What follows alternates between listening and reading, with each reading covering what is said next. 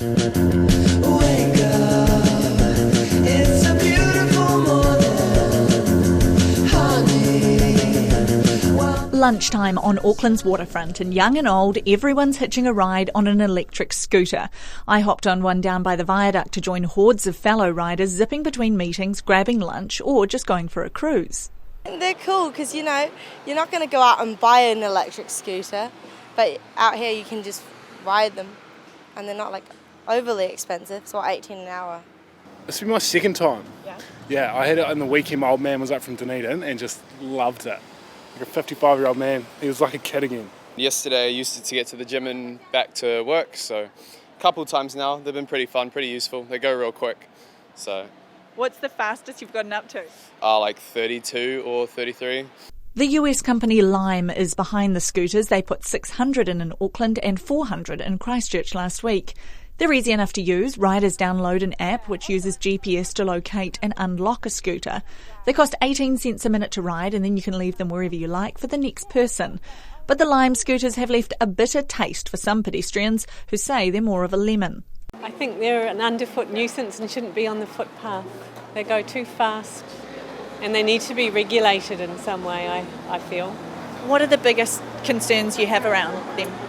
Well, from what I've experienced, they come up behind you, you can't hear them, and I just think they're quite dangerous. Well, the biggest problem is, I guess, that you don't hear them coming, and no one needs a licence or anything for them. They're just zipping up and down the footpaths and in and out of people. They're going to hurt somebody. Wayne King was on Queen Street when a scooter came flying towards him at what he reckons was nearly 30 kilometres an hour. He sort of went right between my legs, which, considering the height of the handlebars, could have been a lot more damaging than it actually was.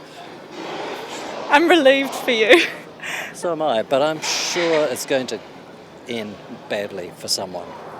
Now these Lime scooters go pretty quick. I'm travelling along next to the motorway. It may not be motorway speed, but I've just hit 22 kilometres an hour. And I tell you, with no protective gear, that feels pretty quick. That's not even the full speed though. They are capable of getting up to 27 kilometres an hour and faster if you're going downhill. Although the app tells riders to wear a helmet and stay off footpaths, no one we spoke to was following the rules. I probably wouldn't usually ride it without a helmet, so just because I'm trialling it, which is a bit naughty, I'm out with a helmet, but I definitely wouldn't recommend riding these without a helmet. Everyone that I've seen riding them so far, I mean, it says on here, wear a helmet, but a lot of people aren't wearing a helmet. People just use them to get to work, maybe get their groceries, take some Instagram photos, stuff like that. The San Francisco MTA impounded dozens of scooters. E-scooters are causing mayhem in the United States. 2 riders are reported to have died there in crashes. There have been crackdowns in Spain, and they're banned from roads and footpaths in the UK. Back home, Auckland's Mayor Phil Goff says technology has moved quicker than regulations, and he's ordered Auckland Transport and the council to urgently look at better safety options. Lime's New Zealand launcher Hank Rowe says they'll work with the council to solve any issues during their 3-month trial here. At this point, the NZTA has given the notion that we are able to operate without helmets. We are able to ride scooters without requiring a helmet. That process may change, and we are open to that process and want to be part of that. If there is any decisions to be made, we're the first share scooter operator in New Zealand, and we want to be a part of that process to make sure that this is a long-term positive for the country.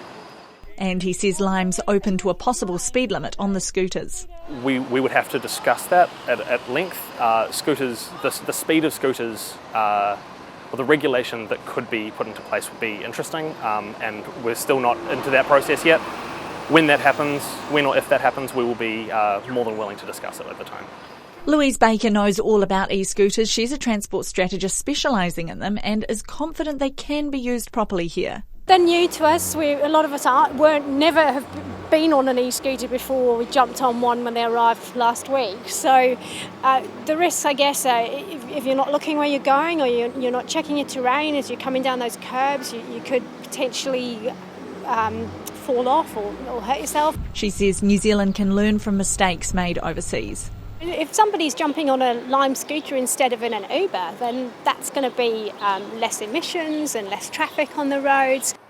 Lime aren't the only ones eyeing up New Zealand as an e-scooter destination. Another 2,500 scooters are due to hit Auckland streets in the next couple of months.